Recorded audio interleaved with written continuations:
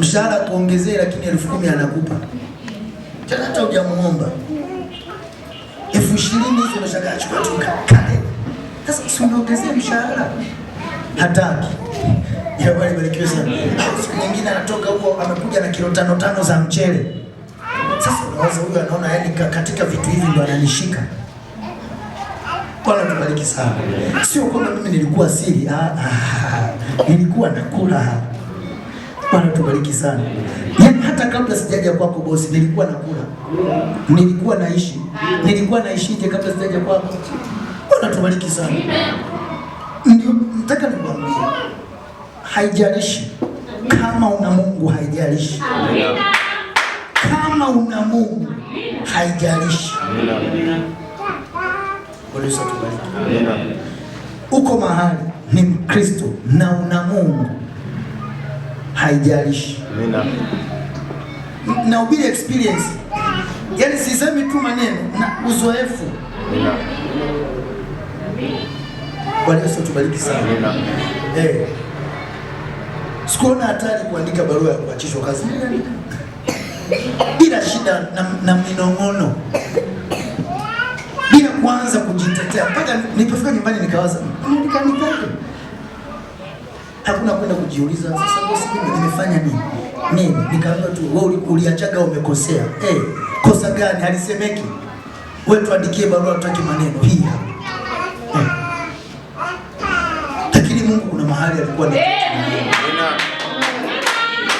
Bwana tubariki sana. Amen. Leo naomba mimi nilikuwa natoka nyumbani najifanya nienda kazini. Mke wangu hajui. Sikumwambia. Siku ambayo naandikishwa barua ya kuacha kazi na yeye ndio siku anaandikishwa barua ya kuacha kazi. Sasa kwa wanaume huwezi kuanza nimepoteza kazi na yeye ameshakwambia amepoteza. Hapo unaona unatengeneza bomu. Kwa nikawa naamka kawaida vile. Masaa yangu ya kuamka naenda mjini. Kama naenda kazini kumbe sina kazi. Kuna kipindi tu Mungu anakupitisha. Amina. Na yeye anajua baada ya hapa kuna mahali utakuwa. Amina. Bwana tubariki sana. Amina. Kwa haijalishi. Amina. Bwana Yesu atubariki. Amina. Furaha hiyo iendelee.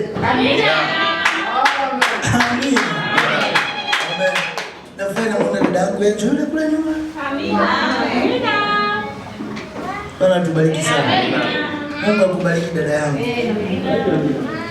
Amina. Sasa tuanze jamani. Tumehamishana. Bwana barikiwe. Tuanze kwenye somo letu. Nataka kwa nini mimi au kwa nini wewe? Bwana tubariki. Yaani kwa nini wewe? Amen. Kwa nini mimi? Ndio maswali haya ambayo Wakristo tunayo sana. Bwana Yesu atubariki. Kwa nini mimi? Kuna mambo fulani au vitu fulani ambavyo vikitupata tunaanza na swali, kwa nini mimi tu? Ila bali barikiwe sana. Mbona ni mimi tu? Kwa nini mimi? Hivi kuna wenzangu wanaopitia kama naoyapitia mimi? Ni maswali ya kila mtu kulingana tu na mahali ambapo au na kona ambapo unakuwa umebaniwa. Ila bali barikiwe sana. Unaweza ukakaa ukaona kanisa zima mwenye shida ni wewe. Ukigeuka huku ndio muongea na dada yako akacheka. Vicheko wanatoa wapi? Bwana tubariki sana. Ndio inakuwa ni maswali yako hayo. Ni kwa nini? Kulingana na hali iliyopo. Bwana Yesu Kristo atubariki. Hali iliyopo ndio inakuletea swali. Kiwango ulichopo ndicho kinakuletea swali. Vitu vinavyokuzonga, viwe vya kiroho, viwe vya kimwili, vinakuletea maswali. Kwa nini mimi peke yangu? Mungu haukuwaona na wengine? Na hao wengine ukiwauliza wanatamani wakusakizie ya kwao. Bwana tubariki sana. Wanaona ni mzigo mzito ambao hawawezi. Wewe uwezi, si ndio? Na mimi nabii alifika mahali akasema, sikiliza, jaribu alilopewa Ayubu alikuwa analiweza. Amina. Ungempa lako angeshindwa. Bwana Yesu atubariki. Yaani Ayubu nimpelekee jaribu langu, anapambana nalo. Lakini lile Mungu alikuwa amelidesign kwa namna ambayo Ayubu anaiweza. Bwana tubariki sana. Ndio maana maandiko yakasema hatujaribiwi zaidi ya kile tulicho. Jaribu litakupata kulingana na kiwango ulicho nacho. Kwa nini? Kikija zaidi Mungu anajua namuua huyu, nampoteza huyu. Bwana tubariki sana. Ndio maana unapoliona jaribu lolote, changamoto yoyote, jambo la kwanza uhakika ninavuka. Kwa nini? Ni la kiwango changu, ninaliweza. Na nabii anasema anapolileta anakuamini. Anapolikupa lile jaribu au changamoto, Mungu anakuamini unaiweza. Bwana tubariki sana. Hategemei kwamba utashindwa. Kwa tunaoshindwa ni sisi. Bwana Yesu tubariki. Ila bali barikiwe sana. Kwa sasa kwa neema ya Mungu tuangalie kwa nini wewe? Kwa nini mimi? Bwana tubariki. Tukipata majibu hatutalia video tunavyolia. Tutashangilia. Amina. Amina. Haya, tusome Warumi yetu. Anasema hivi, basi tukisha kuhesabiwa haki itokayo katika imani, na muwe na amani kwa Mungu. Ila Bwana barikiwe sana. Maadamu umehesabiwa haki, wewe una amani kwa Mungu, inabidi uwe na amani kwa Mungu. Kumbe Mungu hana ugomvi na sisi. Amina, amina. Mungu hana changamoto na sisi. Mungu hana matatizo na sisi. Mungu na sisi ni amani. Bwana Yesu Kristo tubariki sana. Amina. Na akasema kwa njia ya Bwana wetu Yesu Kristo, ninapokuwa ndani ya Kristo Yesu, mimi na Mungu tuna amani. Mimi na Mungu hatuna ugomvi. Mimi na Mungu hatuna malumbano. Bwana Yesu Kristo tubariki. Kwa hiyo popote ninapopitia, Mungu hana magomvi na mimi. Mungu ana amani. Maadamu nimehesabiwa haki, nina amani naye. Atakayeniambia na ugomvi naye sijui ni nani.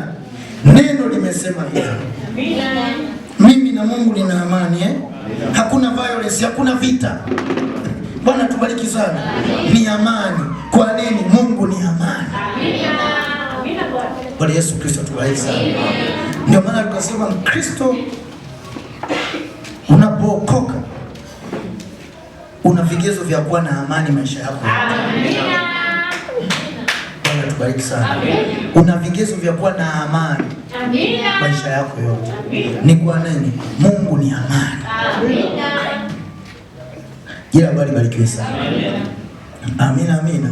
Kwa hiyo Mungu sio vita na sisi, hana vita na sisi. Jua leo hana vita na wewe, hana magomvi na wewe, hana malumbano na wewe. Maadamu tumehesabiwa haki, ni amani. Tambua hilo. Ni amani. Hata kama mambo hayaendi, ni amani. Vitu havipo kwenye mstari, ni amani. Maadamu umehesabiwa haki. Na tunahesabiwa haki kwa nini? Kwa imani. Amina, amina. Ninapomwamini Bwana Yesu Kristo kutoka moyoni, sio kwa kusema, kutoka moyoni. Jambo la kwanza, nimehesabiwa haki. Bwana Yesu Kristo tubariki sana. Nataka mstari wa 3. Twende mstari wa 3. Anasema wala si hivyo tu, ila mfurahi katika Bwana. Tubariki. Bwana ya wapi? Dhiki. Bwana tubariki sana. Tusome Biblia pamoja, wenye Biblia. Mfurahi katika mfurahi. Achana na pia kwanza, ile pia acha, kuna hii ya kwanza ambayo ameianza, mfurahi katika dhiki. Sio tulie, sio tunungunike, sio tulalamike. Jina Bwana libarikiwe sana. Furaha ya Biblia ya Kiingereza nasema glory. Jina Bwana libarikiwe sana. Glory. Amina. Amina, amina. Kwa hiyo furahi katika dhiki. Kwa nini? Jina Bwana libarikiwe sana. Mkijua ya kuwa dhiki kazi yake ni kuleta nini? Kumbe dhiki haipo ikining'inia. Dhiki ipo, ina kazi. Bwana tubariki. Dhiki inapokuja inakuja kufanya kazi. Dhiki ina matunda. Kuna matunda ya dhiki. Bwana Yesu Kristo tubariki. Dhiki haiji hivi hivi. Dhiki inakuja imebeba kitu kinaitwa saburi. Bwana tubariki. Kumbe tafsiri yake hapana saburi pasipo dhiki. Amina. Ndio, huwezi kuwa na saburi pasipo dhiki. Sasa ni kama maneno ya hatari ya Paulo eti niko kwenye dhiki, inabidi nifurahi. Na hapo unajiuliza mimi furaha naitoa wapi kwenye dhiki? Lakini furahi. Ni kwa nini ufurahi? Mungu hana ugomvi na mimi. Mungu ana amani na mimi. Mungu ameileta hii dhiki kwa ajili ya niwe na saburi. Amina, amina. Ndio maana ukiendelea pale kuna saburi inazaa hiki, na hiki kinachozaliwa na saburi kinazaa hiki. Ila msingi wa yote haya ni dhiki. Kabla ya saburi, kabla ya uthabiti wa moyo, kabla ya tumaini, msingi ni dhiki. Mbegu ni dhiki ambayo Mungu anaileta kwako. Bwana Yesu Kristo tubariki. Ndio maana kama una maswali ya kwa nini wewe, tunaanza kujibizana hapa. Amen. Amina. Amina. Hiyo vita, hiyo dhiki ulionayo ina kazi. Amen. Haiko hapo ikining'inia hewani. Amina. Bwana Yesu Kristo tubariki sana. Amina, amina. Amina. Kwa hiyo kusingekuwa na zao la saburi pasipokuwa na dhiki. Tafsiri yake ni kwamba inaita fulani ili uwe kitu fulani. Amina. Amina. Inahitajika mgandamizo fulani ili uwe fulani. Mungu kuna namna anavyokutazama. Ili ufike pale anapokutazamia, inabidi kitu fulani kitokee. Kikisha tokea, ndipo unafika pale kuwa fulani. Bwana Yesu atubariki sana. Amina. Saburi ni tunda. Hakuna tunda utalizaa pasipo dhiki. Amina, amina. Bwana Yesu Kristo tubariki sana. Hautaongezeka pasipokuwa na kitu fulani cha kukuongeza. Tusome Kutoka 1. Yeye Bwana barikiwe sana. Fungua Kutoka mstari wa kwanza.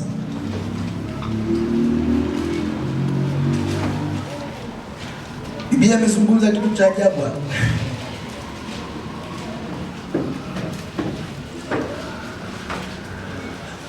Bwana Yesu atubariki sana. Ona Biblia. Leo nisomea Kutoka 1. Bwana angalia. Kutoka 1 mstari wa 12. Mstari wa 12. Anasema, lakini kwa kadri ya walivyowatesa ndivyo walivyoongezeka na kuzidi kuenea. Jina la Bwana libarikiwe sana. Hawa walikuwa ni Israeli. Kadri walivyoteswa, kadri walivyoshambuliwa, ndivyo walizidi kuongezeka. Bwana Yesu atubariki. Ni kama Mungu ni wa hatari Kadri ya mateso yalivyoongezeka, ndivyo Israeli anazidi kuzaa, ndivyo anazidi kuongezeka. Unajiuliza nguvu ya kuzaa anaitoa wapi? Bwana tubariki sana. Nguvu ya kuzaa anaitoa wapi? Katikati ya dhiki, katikati ya shida. lakini katikati ya shida ndivyo anazidi kuzaa, ndivyo anazidi kukua, ndivyo anazidi kuongezeka. Na ukumbuke waliteswa kwa sababu walikuwa wamekuwa wengi, walikuwa wanaongezeka, wakaogopa watashikamana na adui. Kwa hiyo tuanze kuwatesa. Mstari wa 13 ndipo utaona kwamba wakafanyaje? 13 anasema Wamisri wakawatumikisha wana wa Israeli kwa ukali, wakafanya maisha yao kuwa uchungu kwa kazi ngumu. Jina Bwana libarikiwe sana. Maisha ya Israeli yakafanywa kuwa machungu, wakatumikishwa kwa ukali, lakini wakazidi kuongezeka. Bwana Yesu atubariki sana. Mimi na wewe tunafanyaje? Tunaacha kanisa. Mungu kama ni wa hivi mimi hamna. Bwana tubariki sana. Mungu kama ni wa hivi mimi hapana. Ili kanisa nimeenda ambalo silo. Mbona shida haziishi? Wewe zina sababu, zina namna, zina lengo.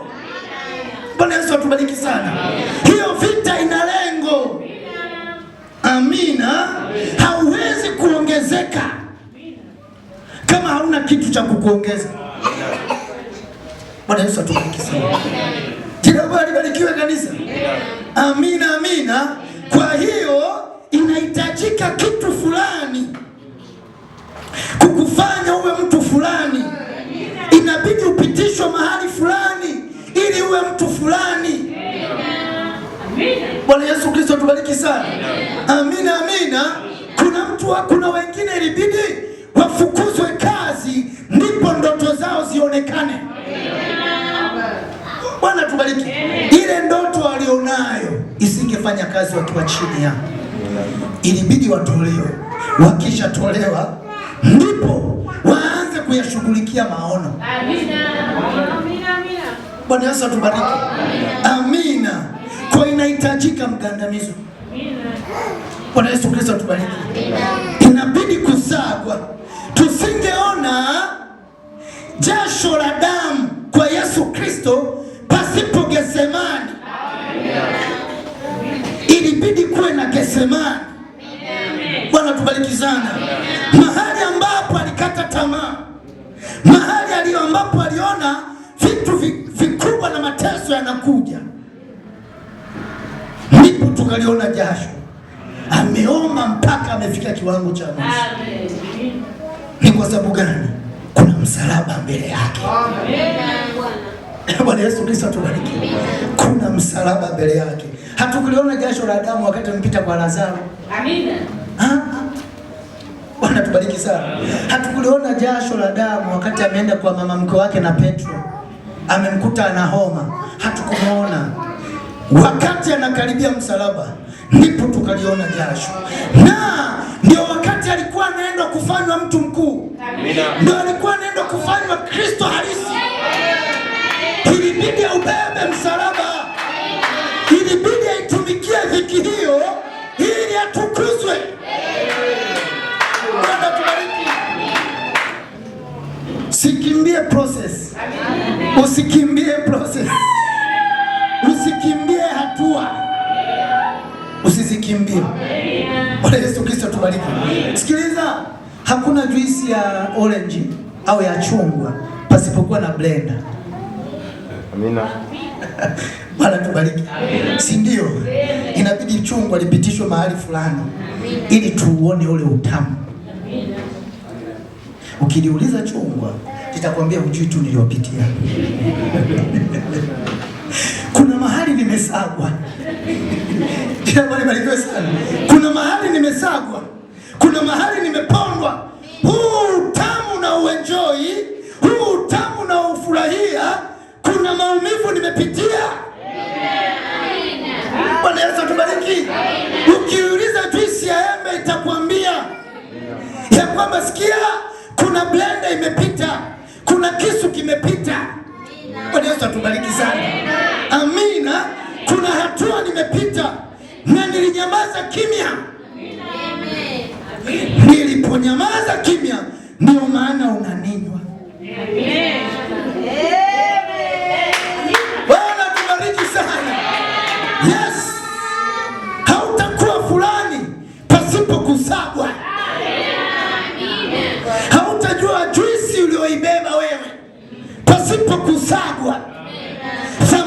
ulioibeba pasipo kusagwa.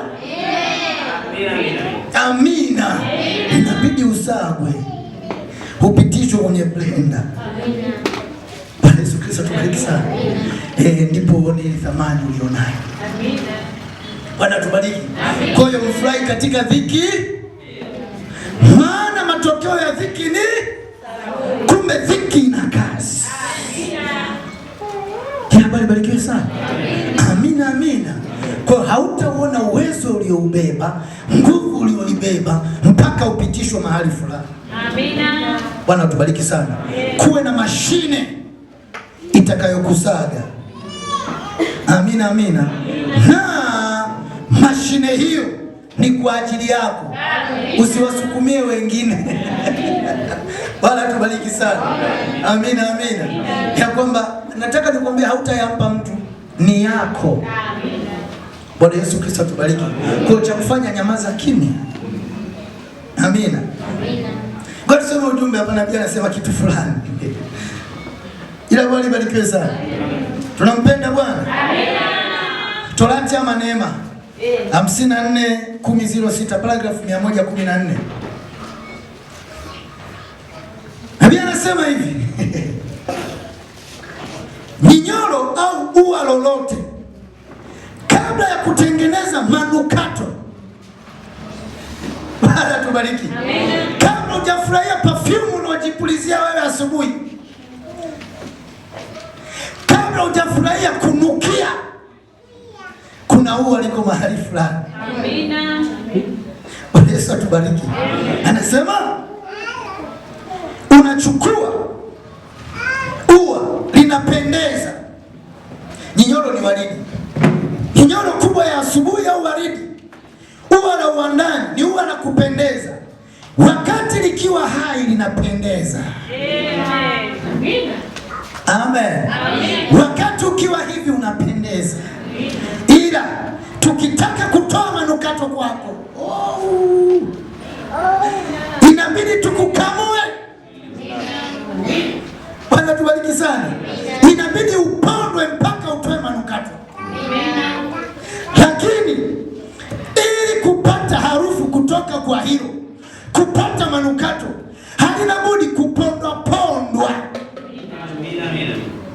Na wanaliponda na kukamua manukato kutoka kwake. Bwana Yesu Kristo atubariki sana. Amina. Hauna budi kupondwa ndipo utoe manukato. Bwana Yesu atubariki. Amina. Tuko pamoja? Amina. Tuko sawa? Amina. Bwana tubariki sana. Usikimbie kupondwa. Amina. Pondwa. Kuna manukato tuyasikie. Amina. Wakati unapondwa unasema nini? Bwana Yesu Kristo tubariki. Amina. Kule kwenye kupondwa ndiko unajijua wewe ni nani. Amina. Ndiko unajua kuna kitu fulani kipo. Kuna tabia fulani ipo. Lakini Mungu sio kukuponda. Mungu anatafuta manukato. Anatafuta ule ukamilifu ulio ndani. Bwana tubariki. Hautauonekana huo mpaka upondwe. Usikimbie process. Jina Bwana libarikiwe sana. Usikimbie hatua za kufikishwa mahali fulani.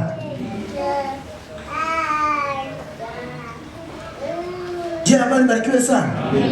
Mungu atubariki. Kwa hiyo ukimkuta mtu analiponda lile ua, utasema analionea, utasema analiharibu. Ni ua zuri linapendeza. Ni ua la gharama kubwa sana. Jina Bwana libarikiwe sana. Lakini ili tupate manukato, tuliponde. Amina. Bwana tubariki sana. Hatuwezi kupata manukato mpaka tuponde.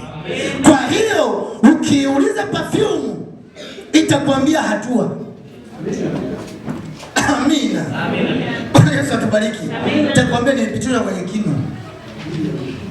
Wewe unanifurahia haunuki, unanukia. Ila mimi kuna shuruba nimepata ya kukufanya wewe unukie. Bwana Yesu atubariki. Amina. Ya kukufanya wewe upendeze. Ukiliuliza gauni ulilovaa litakwambia nimekatwa sana. Mpaka wewe umenivaa, mpaka na kustiri. Mikasi imepita mingi. Ndipo nikawa gauni. Amina. ndipo nikawa suruali. Bwana Yesu Kristo atubariki sana. Amina, amina.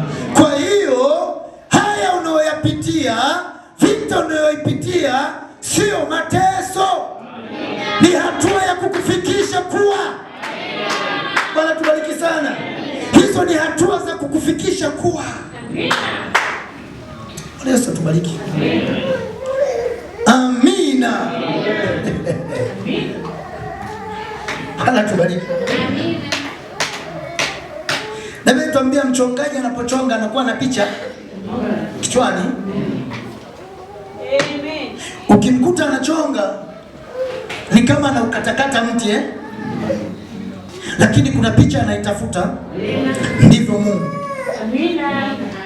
Bwana Yesu Kristo tubariki. Ndivyo Mungu ana picha alionayo kwako. Ana picha alionayo kwangu. Ili niifikie ile, inabidi nipitie panga, moko, nyundo. Wewe barikiwe sana. Ya, si ndio? Bwana Yesu atubariki sana. Nipitie kama ni kisu, kama ni msasa, nipigwe msasa. Bwana tubariki sana. Kwa hiyo unaoyapitia, Mungu hakutesi. Ni maandalizi ya wewe mpya. Ni maandalizi ya wewe mkamilifu. Ni maandalizi ya uwezo mpya. Ni maandalizi ya nguvu mpya. Ni mwanzo mpya. Je, barikiwe sana. Hayo ni lift ya kukufikisha unapotakiwa kufika. Leo nakwambia kama hayapo yaite. Amina. Ombe Mungu yaje. Ni kwa nini yaje? Yanakubeba. Amina. Bwana Yesu Kristo tubariki. Kukutoa hapa, kukupeleka hapa. Kukutoa hapa, kukupeleka hapa. Yasipokuja utabaki pale pale. Bwana Yesu Kristo tubariki. Amen. Ndio maana Nabii alisema nisipoona watu wananikosoa najiangalia kwanza. Namuuliza Mungu, kuna shida gani? Mbona hawaji wakosoaji? Bwana tubariki sana. Hawa watanifanya nijijue. Watanifanya nijitambue. Bwana tubariki sana. Ndio maana ukikosolewa usichukie. Bwana tubariki sana. Ukikosolewa wameona kuna mahali kuna makosa, na hakuna ukamilifu pasipo makosa. Sikia, hautakamilika mpaka ukosolewe. Bwana Yesu atubariki. Hautakuwa yule mpaka ukosolewe. Na tusikimbie kukosolewa. Bwana Yesu atubariki sana.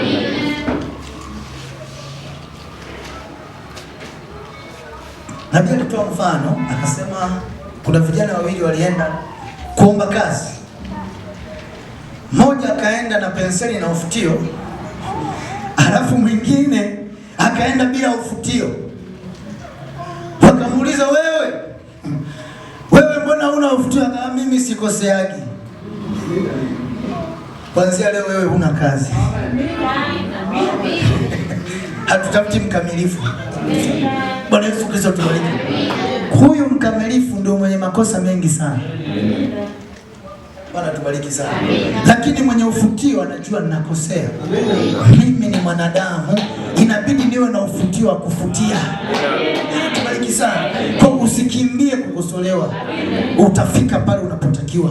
Ndio maana kama hawakusumbui, jiulize ni kwa nini. Tafsiri yake unapatana nao, na hao ndio wanakuchelewesha kuwa yule ambaye Mungu anamtaka. Bwana tubariki. Ndio kusema kushindwa kuna ishara. Wewe sema failure has a sign. Si ndio? Kushindwa kuna ishara. Ukitaka ishara ya kwanza, wewe nikameki kidogo. Angalia huko na nani. Bwana Yesu atubariki. Ukitaka ishara ya kwanza ya kushindwa, angalia wa pembeni yako. Ndio utajua unashinda au unashinda. Huyu ni Rutu, huyu ni mtoto wa Ahabu au ni Yehoshafati. Kuna hawa watatu. Bwana tubariki. Rutu, mtoto wa Ahabu au awe ni Yehoshafati. Ukikaa na mtu anayekusifia tu wakati wote, huyo achana naye moja kwa moja. Haina shida tu, haina shida. Huyu ni mnafiki kuwahi kutokea duniani. Bwana Yesu atubariki. Ninarudia kukuambia, ukikaa na mtu anayekusifia tu, hata kwenye makosa anakuambia twende, mwache. Huu ni ishara ya kushindwa. Ya Rutu tumeshagezungumzia sana, kwamba hakukuwa na baraka kwa Ibrahimu mpaka Rutu alipoondoka. Elisha akamwambia mtoto wa Ahabu, kama sio Yehoshafati nisingeinua uso kukutazama. Amina. Nisinge kutolea unabii. Huu unabii natoa sio kwa sababu yako, ni kwa sababu una mtu wa Mungu hapa. Bwana tubariki. Ni kwa sababu una mtu unayemheshimu. Huyu ndo anafanya nitoe unabii. Ungekuja peke yako nilikuwa sisemi kitu. Amina. Nani yuko hapa pembeni atafanya Mungu akuangalia au akusahau? Ndio unapokuambia kushindwa kuna ishara. Ishara ya kwanza, nani hapa? Haijalishi uko kanisani. Bwana tubariki. Haijalishi uko kanisani. Huyu mate, classmate, Bwana tubariki, roommate, jirani mate, huyu neighbor mate, ni ishara ya kufika au kutokufika. Bwana tubariki. Nyingine ni mtoto wa Suleimani na marafiki zake. Amina. Bwana Yesu atubariki. Unajua ushauri wa kijinga waliomba wale jamaa? Amen. Ameenda kuomba ushauri. Bwana sikia, wewe ambie hivi, wakija kuchukua majibu nitawatwisha kongwa mara 3 ya baba yangu. Na yake wajibu hivyo. Kuanzia hapo wakamwacha na kumwacha. Hatukuchagua wewe kuwa mfalme. Ni nini uliye nayo? Ni sosi ya kushinda au kushindwa? Popote pale ulipo, iwe ni kazini, iwe ni kwenye biashara, iwe ni kwenye safari yako ya Ukristo, uliye nayo ni kushinda au kushindwa. Bwana Yesu Kristo abariki. Amina. Amina. Basi tuendelee. Hayo unayoona ni madhaifu, hayo unayoona mapungufu, hayo unayoona ni mateso na vita, nguvu yako iko hapa. Bwana Yesu tubariki. Ukitaka kujua nguvu yako ilipo, tafuta mahali penye udhaifu. Bwana tubariki sana. Amina. Ukitaka kujua uwezo wako ulionao, tafuta mahali penye udhaifu wako. Hapo ndipo nguvu yako ilipo. Amina. Hapo ndipo uwezo wako ulipo.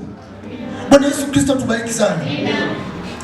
Wakati Ibilisi anakuambia wewe dhaifu lako ni hili, mapungufu yako ni haya, shida zako ni hizi, uwe na uwezo wa kumwambia hapo ulipoyaona ndipo nguvu zangu zilipo. Ndipo uwezo wangu ulipo. Ndipo mahali nimekita na ninasimama. Hakuna nguvu pasipo udhaifu. Amen. Bwana Yesu tubariki.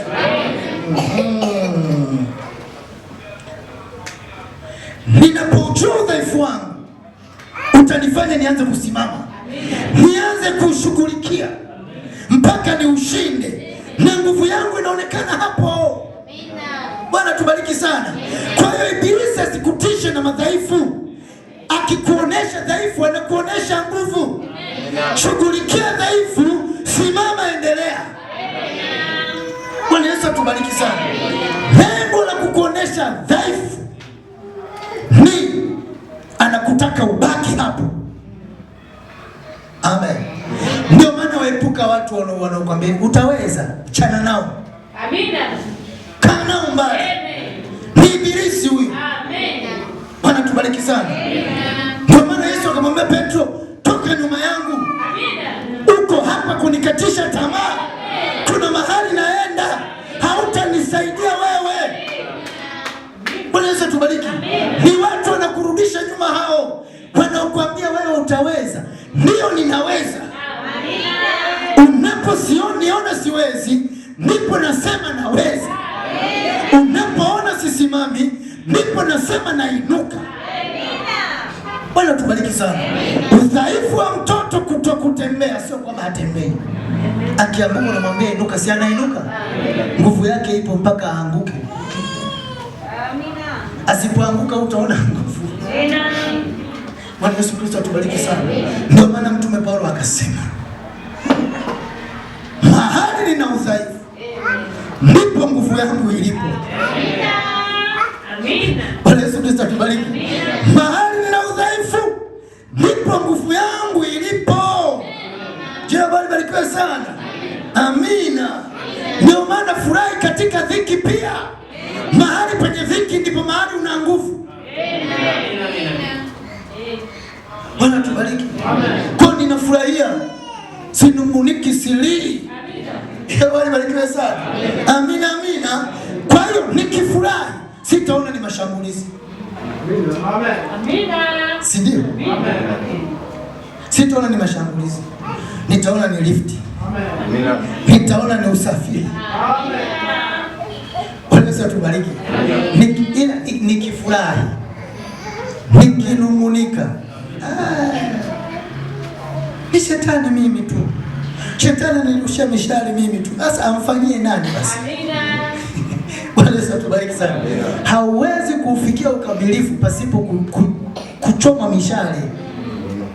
Pale Mungu anapopataka. Bwana Yesu Kristo atubariki sana. Hautapafikia pasipo kuwa na adui. Adui yupo kukufikisha. Ilibidi kuwe na Farao. Bwana Yesu atubariki sana. Ilibidi kuwa na Farao. Kulipokuwa na Farao ndipo kukawa na muujiza. Ndipo kukawa na ushindi. Ukimtoa Farao umetoa hatua nzima ya ushindi wako. Lazima adui awepo. Lazima udhaifu uwepo. Lazima ziki ziwepo ili zikuoneshe nguvu yako ilipo. Bwana Yesu atubariki. Ndio maana nikwambia kukomaa kiroho sio kuomba sana. Amina. Sio kufunga sana. Amina. Ni reaction yako wakati wa tatizo. Unaamua vipi tatizo? Inakuonesha umekomaa. Wakati wanakusema na umesikia. Sio umekuja kuambiwa, umesikia. Amina. Anakusema vibaya, umekaa hapo unasikia umechumbani kabisa. Yaani kwanza nilisema anajiona. Sio wewe upe.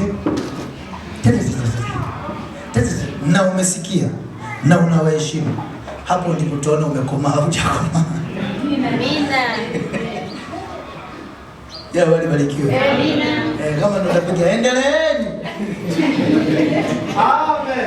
Amen. Utasema Mungu asaidie. Hapo ndipo tutakuona umekomaa. Amina. Na hapo ndipo Mungu anapokutafutia sasa. Amen. Bwana Yesu atubariki sana. Amina. Ndipo hapo ambapo tunakufikisha. Nabii anasema wanainuka kanisani. Mungu anaruhusu kanisani wainuke.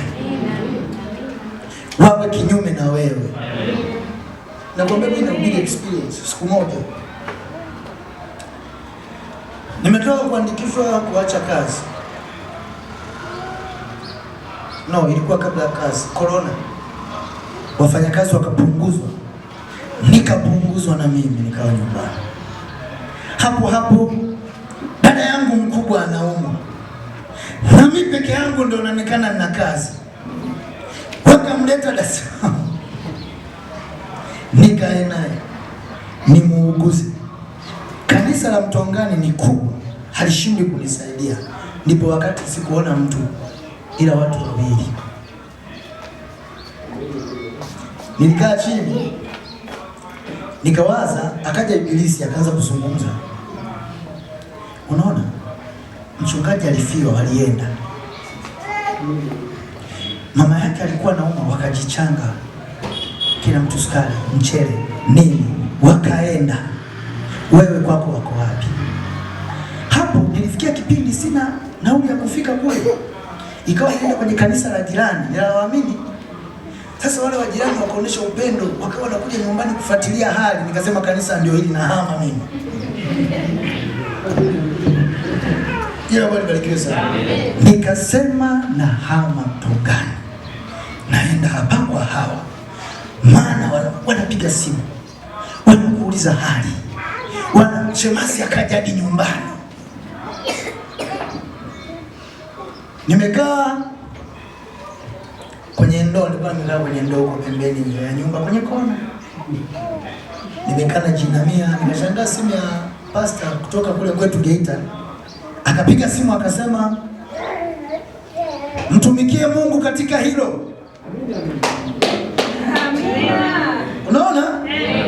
Wewe mtumikie Mungu, Mungu atakulipa. Sijamwambia kitu. Sijamwambia masaibu. Hapo nimekaa na nihukumu kanisa. Ile simu ilinipa nguvu. Nikasema na mtongani sihami, naendelea. Najua ni Bwana. Kila wali barikiwe. Ndio hapo sasa ambapo Mungu anakutaka. Unafanyaje? Ni unahama kanisa? Ni unakorofishana na hao uliowasikia?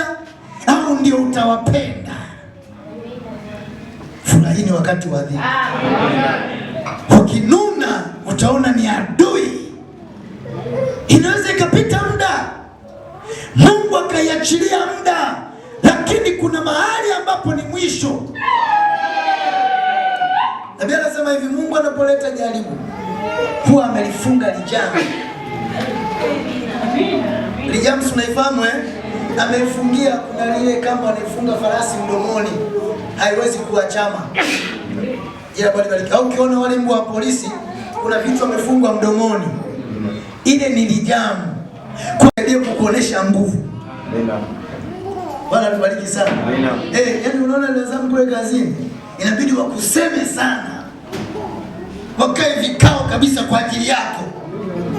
Wakikaa unafurahia, sema yes, kumbe mimi ni mtu. Ndio hapa pepe mahali hapana kitu. Bwana tubariki. Kama hawaji waalike. Bwana tubariki. Bwana Melida unacheka? Ndio. Mungu hakutaki Melida wewe. Yaani Mungu akimuona anamuona Melida mwingine, ambaye hata sio wewe huyo unajiona hapo. Ila akufikisha sasa pale kwa Melida anataka pale. Ndio hapa unakumkimbia. Bwana tubariki. Ila inabidi aje. Ndio maana wewe nakwambia, ukinionyesha watu walio kinyume na wewe, nitakuonesha mahali unaenda. Wale walio kinyume na wewe, acha wanakusupport au wengine wanakusupport kinafiki. Chana nao hao walio kinyume. Wakati unaanza maombi, walio kinyume. Wakati unaanza ibada, walio kinyume. Jua kuna mahali hauendi. Ndio maana nabii akasema Ukristo sio kitanda cha maua inabidi aje ya kuamshe. Amina. Kwa ukiona hayaji unasua, hayaoni kitu kikubwa, lakini sana wanakupinga wewe. Bwana Yesu tubariki. Kwa hiyo mwambie, labda unaona brother Sam hapo unasafiri unaenda, wewe unafikiri wote wanapenda? Unafikiri watu hawastaki hizo safari? Bwana Yesu atubariki. Amina, amina. Tafsiri yake ni kwamba kuna Mungu anakushikilia hapo. Amina, amina. Na ukianza kuwatafuta utajua kumbe ni wengi. Sometimes hata huyu ananipa barua ya safari, huyu naye anatamani angekuwa yeye. Hao watakuonesha ukubwa ulionao. Amina. Bwana Yesu Kristo tubariki sana. Ndio maana inabidi wawepo. Alika wapinzani. Amen. Tunaangalia mpira, unaona hata hizi timu kubwa inapocheza na timu ndogo ina wachezaji wa kupanga. Ni nini? Majimaji FC. Wale wachezaji professional hautawaona pale. Tunao tutawaonea tu. Na wataanza kusema walikuwa na wale wajuzi. Ngoja tuwape wa kalevo kao kidogo. Ingie Simba. Ndipo tuona hata wale walio jikoni wametoka. Ni nini? Wanajua kabisa hii tunayopambana nayo hii. Fungwa ni fungwe. Bwana tubariki sana. Ndio maana kuna mwingine akitoa dola anakuambia afadhali sijacheza na timu ndogo.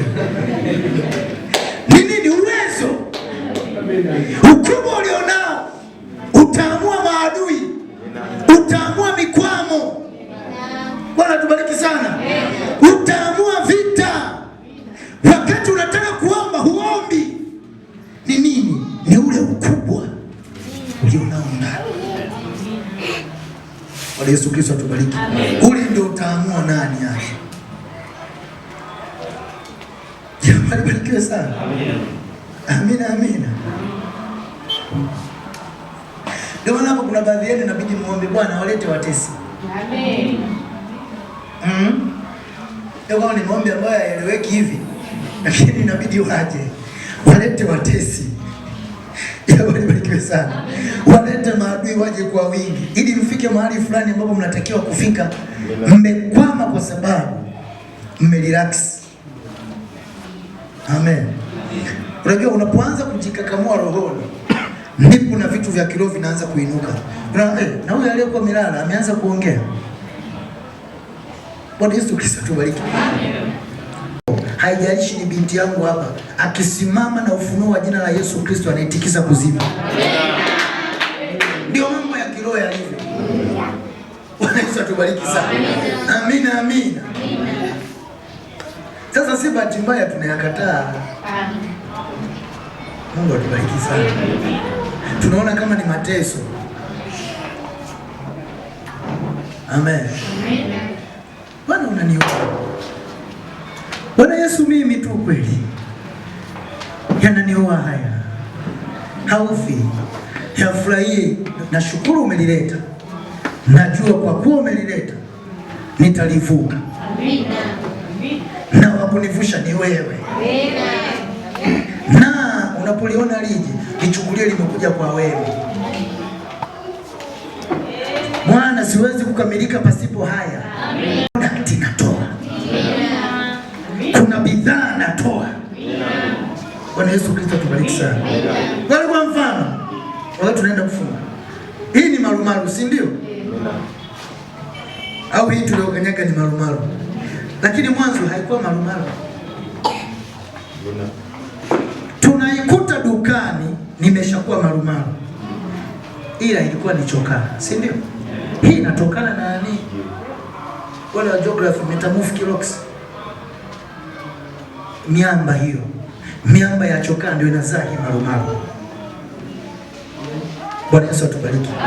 Itachimbwa chokaa, itapelekwa kiwandani, itatengenezwa.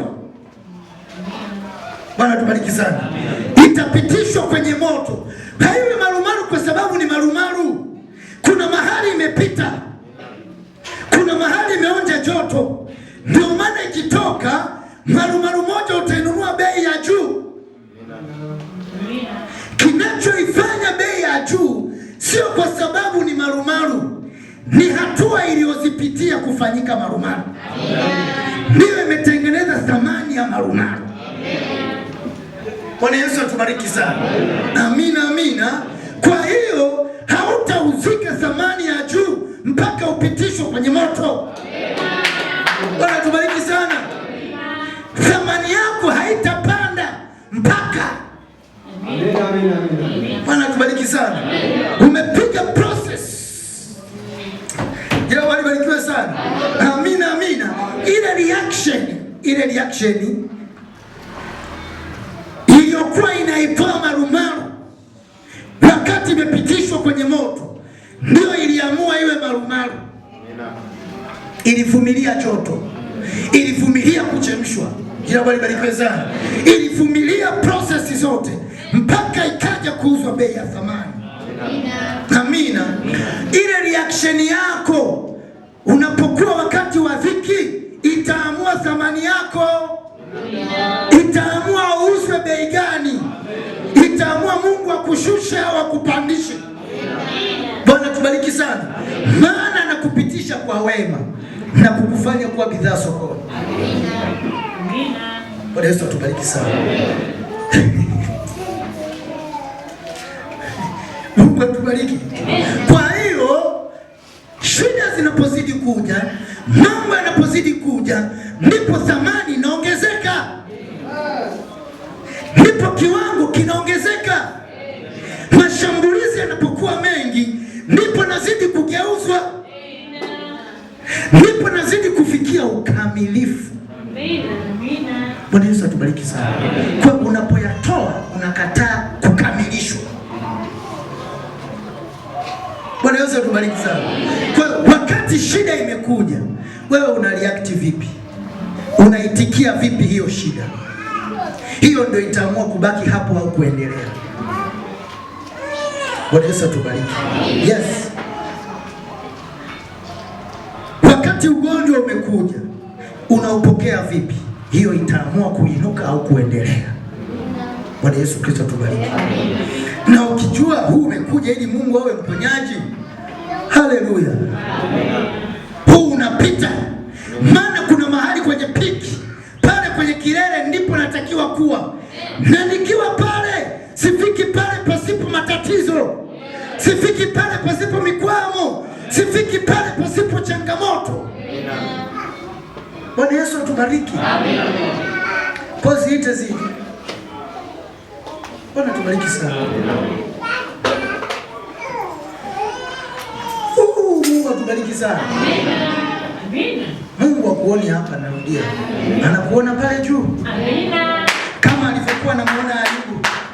Ila hakumthibitisha Ayubu kwenye ulimwengu mpaka alipompiga tukio la mwisho. Bwana Yesu atubariki. Ayubu akapigwa tukio la mwisho ambalo akasema laiti kama ningejua alipo ningeenda tu. Hivi ndio kumwamini Mungu sio jambo rahisi. Nikwambia ukweli. Tunaambiana hapa ya kwamba tunaamini. Ninamwamini Bwana wakati hatujapita mahali fulani. Tukipita hapo ndipo tunaamini au hatuamini inaanza. Kuna kumwamini Mungu na kupimwa imani. Hivi ni vitu viwili tofauti. Bwana nikwambie, tunaweza tukamwamini Mungu lakini Mungu hajatuamini bado. Ni mpaka akupime imani. Kasoma ule ujumbe wa kumiliki malango ya adui baada ya kujaribiwa. Hapo ndipo utaona kumbe mimi bado. Bwana Yesu atubariki sana. Mimi bado. Kwa hiyo haya yanapokuja, kama ni shida zije kwa sababu zinaniweka kwenye piki. Zinaniweka pale Mungu anataka. Ni kubwa. Kwa wajenzi mnaelewa. Hii kubwa hii tuliyokanyaga hapa chini hailingani bei na hii. Bwana Yesu atubariki. Kuna mahali zimepita mpaka ikawa marumaru moja 40,000. Kwa usikatae kupikwa. Amina. Bwana tubariki. Amina, amina. Kwa mfano mwingine, unajua kwa nini Yesu alisema kwenye Mathayo 7 sura ya 6.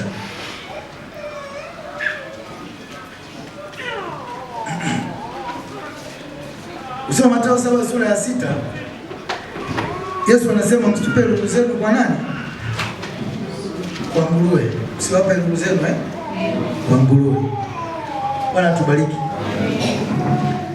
Tunaelewa lulu ni nini? Wangapi tunaifahamu lulu? Tunyoshe mkono kama unaifahamu lulu. Naifahamu. Bwana tubariki sana. Lulu ni madini. Yale madini yanapatikana kwenye samaki. Sio kila samaki ana lulu. Yale madini ya lulu yanapatikana kwenye samaki, wanaitwa chaza Kiswahili. Kiingereza ni oyster. Hao oyster hao ndio wanatengeneza nini? Ni samaki fulani kama konokono. Tungekuwa na projector hapa tungeonesha. Mungu atupe. Iombe. Tupate projector tuiweke hapa tungeonesha hiyo lulu. Hiyo lulu inatengenezwa kwenye samaki. Huu samaki yuko zake tu vizuri, anaishi zake baharini. Akiingia kamchanga humu ndani humu, kanamletea shida, kanamletea changamoto. Kwa hiyo kuna miminika fulani Mungu amempa, kinaitwa neka. Hiyo neka ni kimiminika ambacho kinaanza kuufunika ule mchanga. Kinapofunika ule mchanga, kinazidi kujitengeneza. Ikisikia kwamba bado inakereketa, inaongeza ile fluid, inaongeza ile kimiminika. Kile kimiminika ndicho kinafanyika lulu. Lakini mwanzo haikuwa lulu. Mwanzo ulikuwa ni mchanga. Mchanga ni shida kwa samaki huyu. Bwana Yesu atubariki sana. Mchanga ilikuwa ni tatizo. Kwa hiyo huu mchanga ulipoingia, ndipo ikatengenezwa lulu. Kumbe hakuna lulu pasipo mchanga. Hakuna lulu pasipo tatizo. Hakuna lulu pasipo changamoto. Ilibidi jiwe liingie. Lilipoingia, ile reaction aliyoitoa ya kukabiliana na ule mchanga, ndio akatengeneza lulu. Bwana Yesu Kristo atubariki. Na lulu nadhani ni madini ya thamani kuliko duniani, si ndio? Ni madini ya bei. Sasa nataka kusemaje?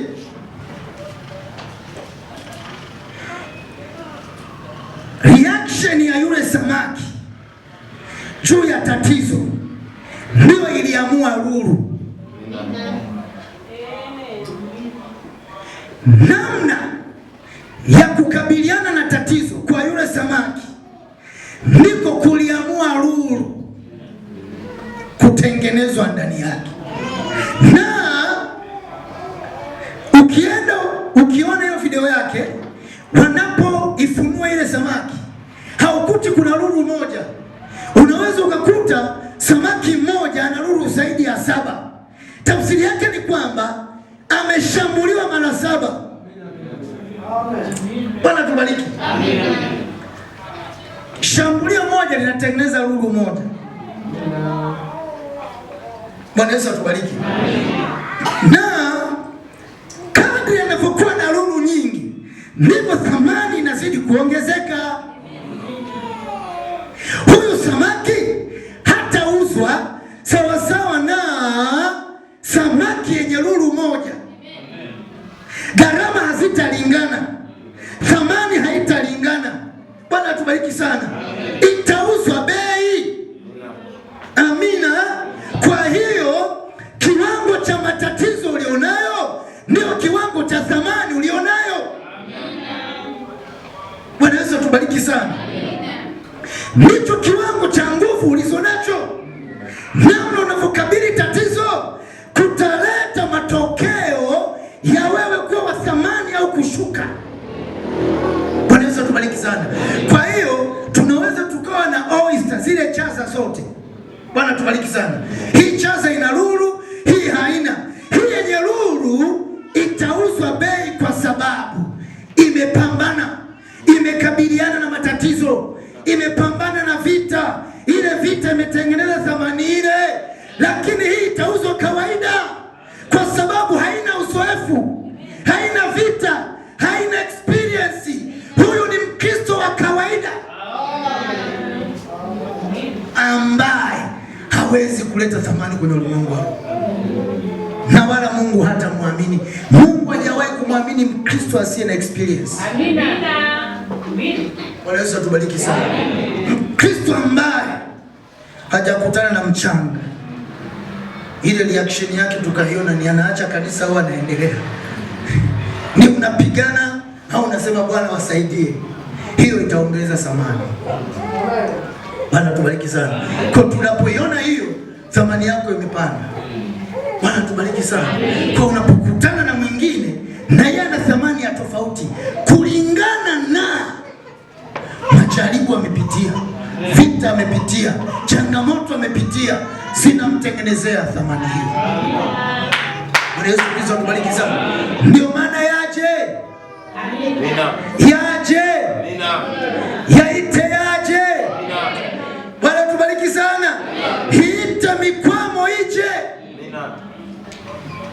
Amina. Utakuwa ni samaki wa bei kwenye uwepo wa Mungu. Amina. Kulingana na lulu ulizozibeba, changamoto ulizozipata. Bwana tubariki sana. Amina, amina. Kwa hiyo inabidi ubebe lulu. Bwana tubariki sana. Amina, amina. Kwa kuna majeraha mengine inabidi aje atutengenezee lulu. Amina. Bwana tubariki. Yaje atufundishe vita, yaje atufundishe kuinuka. Yasipokuja hatutaweza kuinuka. Bwana Yesu atubariki sana. Amina, amina. Kwa hiyo sasa, je, wakati wa dhiki unafanya nini? Bwana tubariki. Wewe hilo usiniambie mimi, jijibu uko ndani. Bwana tubariki sana. Unafanya nini wakati wa dhiki? Unalalamika? Unanung'unika? Wakati mambo hayaendi unafanya nini? Unanung'unika? Unalalamika? Wakati umekosa ada unafanyaje binti? Unanung'unika? Unalalamika? Wakati adui wamekuwa ni wengi unafanyaje? Wakati jirani amekugeuka unafanya nini? Furahi. Ndio hiyo jibu. Ya barikiwe sana. Kwa kuna siri nyuma ya dhiki. Kuna siri, ijue ni kukamilishwa. Bwana tubariki. Kuna siri nyuma ya dhiki. Nabii anakuambia Mungu anataka kanisa lililojaribiwa. Anataka askari aliyepita vitani. Kila mwenye nyota hana kiwango cha kuruti, ilibidi aanzie kuruti. Bwana Yesu tubariki sana. Alipotaka nyota aliipigania. Na akaambia sikia, unataka nyota kuna mafunzo sio kama ya kuruti. Bwana tubariki. Kama ulibeba kilo 50 huku utabeba 100. Ndio, si ndio? Kama ilikuwa ni ile sio MR ngapi utabeba AK47. Ulikuwa unakula mara 3 huku utakula mara 1. Vitu vinaongezeka. Si unatafuta nyota? Si unatafuta thamani jeshini? Inatafutwa. Unaigaramia. Kwa sasa hapo pima. Hapana, acha nibaki kurudi. Barikiwe sana. Yes. Lakini ukisema naitaka, ukiingia unaipata. Utasema mateso yaje, nitayakabili. Vita ije nitaikabili. Shida ije nitaikabili. Ninataka nyota. Ninataka kukaa mahali fulani, wakija wengine wanipigie saluti. Bwana tubariki sana. Amina. Kwa kuna kulalamika, furahi wakati wa dhiki. Kuna siri nyuma wakati wa dhiki. Kuna siri imejificha nyuma. Bwana tubariki sana. Ndio maana Yusufu akamwambia wale watu, sikia ndugu zangu, sio nyie mlionitenda, sio nyie mlionileta hapa, lakini nilihitaji ndugu kama nyie. Bwana tubariki. Nilihitaji watu kama nyie mnifikishe pale ambapo Mungu alikuwa anapataka. Kwa hiyo nilihitaji wivu wenu. Bwana tubariki. Nilihitaji masengenyo yenu. Bwana Yesu tubariki. Nilihitaji nyinyi kunisema. Ilibidi mniuze. Bwana tubariki. Jela kwangu haikuwa ni shida. Ndio maana nilipofika nikawa nyapara. Nilifurahia jela, lakini jela ilikuwa ni usafiri kunipeleka pale Mungu anataka.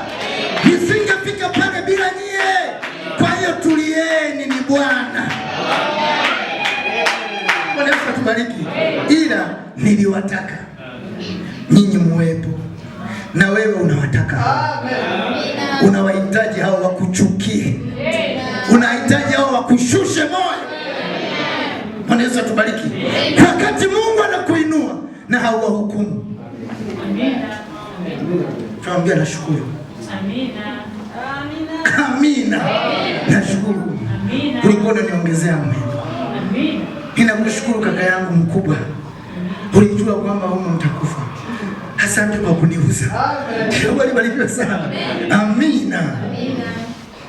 Kwa usilie. Ukuta vitu haviendi, usilie. Bwana barikiwe sana. Inabidi wakuudhi.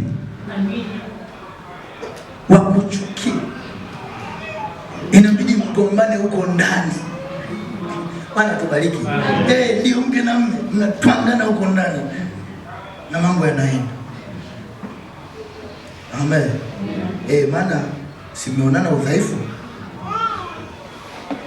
Ase dada, acha hiyo. Kwa hiyo unasemaje? Unaniambia nasemaje? Wewe wewe sana. Sasa sikiliza, chanzo ni wewe. Yaani wewe ndio umefanya hadi nimeinua mkono mimi. Usingekuwa wewe hata nisingefanya. Kwa sikiliza, hii tufanye 1 2 3 mambo yaende. Bwana tubariki. Vitu vinaisha. Na mnaenda. Kwa kesho akija Imelda anakuambia sana, amenipiga na mwambie ndio maisha. Ni nini? Ile level umeshakatoka. Kuna mahali umefika. Una uwezo wa kumwambia ndio maisha hayo, endelea. Bora fikisi unatuona mpaka tumefika hapa tulikuwa tu hivi. Hatujawaambia tu. Hilo wali barikiwe. Kwa hiyo inabidi viwepo. Kama havipo, hatufiki pale Mungu anataka tu. Bwana Yesu Kristo tubariki sana. Kwa usiyakimbie. Usiyakimbie. Yakija yakaribishe kwa mikono miwili. Umekuja sawa. Tutafika. Biblia inasema unapopata Roho Mtakatifu, sikiliza. Kuna watu wanahisi kwamba Roho Mtakatifu anaondoa vita. Wapi? Ndio analeta. Usije ukavaa unasema nikipata Roho Mtakatifu mambo yanaisha, ndio yanaanza. Bwana Yesu tubariki sana. Usije ukafikiri kwamba Roho Mtakatifu ni ngao ya kuzuia vita. Tena yeye ndo anakusukuma nenda. Yesu ndo anakukamilisha. Pasipo yeye haukamiliki. Anakuambia nenda huku, wakikusema utakiona kiburi. Bwana tubariki sana. Ngoja nikuoneshe waraka wa kwanza wa Petro. Usifikiri na kudanganya. Waraka wa kwanza wa Petro la 4. Waraka wa kwanza wa Petro sura ya 4.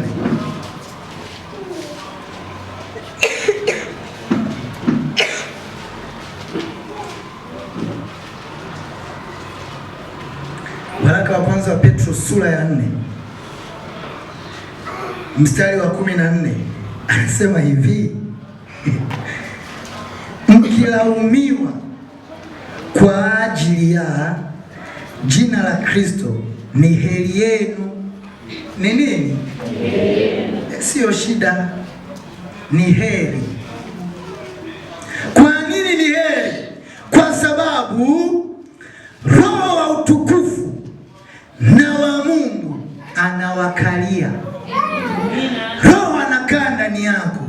Kwa hiyo kulaumiwa ni lazima. Amina. Kukosolewa ni lazima. Kusemwa ni lazima. Maadamu Roho wa Mungu anakaa ndani, na hiyo ndio mishale. Wataanza kusema unajifanya. Ndio. Bwana Yesu Kristo tubariki sana. Ndio maana ukiona hawakulaumu jiulize. Kweli Roho upo au umepata? Ndio, kuna watu watataka uende mahali ambapo utakiwi kwenda, si ndio? Na usipoenda nao, wao nafikiri wanasemaje? Mtakatifu ni yeye dunia nzima. Bwana tubariki sana. Yaani waliookoka amejikuta ni yeye. Dogo wangu walimfuata hiki chama cha UMD. Hakina mgombea hapo kule. Wakamfuata wakamwambia, sikia, tunataka ugombee ubunge. Sisi tuna fomu haulipi, tunakuchukulia. Tunakuchukulia fomu, tunaenda kukutambulisha kisha kwa mkubwa yule anayegombea urais. Wewe vitu vyote tuachie, wewe kubali kwamba unagombea. Na wakampa sababu za kwa nini unagombea. Utamtikisa huyu wa CCM. Kwanza wewe ni mzama, elimu unayo, ni wa hapa unaelewa matatizo ya wananchi hapa. Wakamjaza. Sasa akamwambia, mimi ni Mkristo. Mimi siwezi kuingia kwenye mambo ya siasa. Kumbe wewe ni mshamba wa wapi? Mbona kwa Chima ni mchungaji? Mbona Msigwa ni mchungaji yuko kwenye siasa? Sasa huyo ni Msigwa, sio mimi. Lakini akaniambia ningeweka njaa nilikuwa nimeingia. Ni nini? Waje. Bwana tubariki sana. Waje. Na nimwambia, sikiliza, wewe hapo utafuta watu. Ukifuta watu, huyu mgombea, sikiliza, itabidi atoe milioni 50 umwachie. Kwa hiyo hapo hujatoboa maisha. Bwana Yesu tubariki. Unaona mikakati ilivyokaa mizuri? Ni mizuri sana. Lakini nikirudi hapa ni heri nilaumiwe. Ni heri nilale njaa. Ni heri zije zinipime kama nina tamaa ya pesa au sina. Bwana Yesu tubariki. Kwa yaalike. Mungu atubariki sana. Jina la Bwana libarikiwe sana. Tunampenda. Kwa hiyo kuanzia leo usichukie. Yafurahie. Ifurahie hiyo vita ulionayo. Na ujue hiyo vita ni safari ya kukuinua kwenye viwango ambavyo Mungu anataka ufike. Hautafika pasipo vita. Hautafika pasipo majaribu. Hautafika pasipo kukataliwa. Bwana tubariki. Kuna wengine kiwango cha kukataliwa bado. Ombeni kije kikubwa. Bwana Yesu tubariki sana. Nani hapa amewahi kufukuzwa kwenye nyumba? Mke mume amewahi kufukuzwa, umeamini? Toka hapa kuanzia leo mimi na wewe basi. Bwana tubariki sana. Amina. Amen. Na ukajitegemee huko. Bwana Yesu tubariki. Lakini kwa kuwa unajua ndio muamini, nasema angalau acha wewe kiniacha nina mume. Ni mpaka umjue sasa Mungu. Amina. Kama Mungu ni mume zaidi ya huyu niliye naye. Amina. Yesu Kristo tubariki sana. Hapo unaishi. Kwa hiyo yaruhusu usiyapinge. Amina. Bwana tubariki. Pambana nayo kwa furaha. Amina. Usikate tamaa ukaacha ibada. Yasikufanye ukaacha maombi.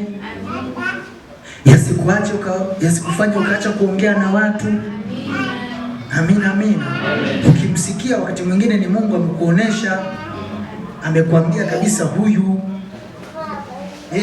Na ili uwe salama jitenge na huyu. Kwa Mungu ana njia mbalimbali.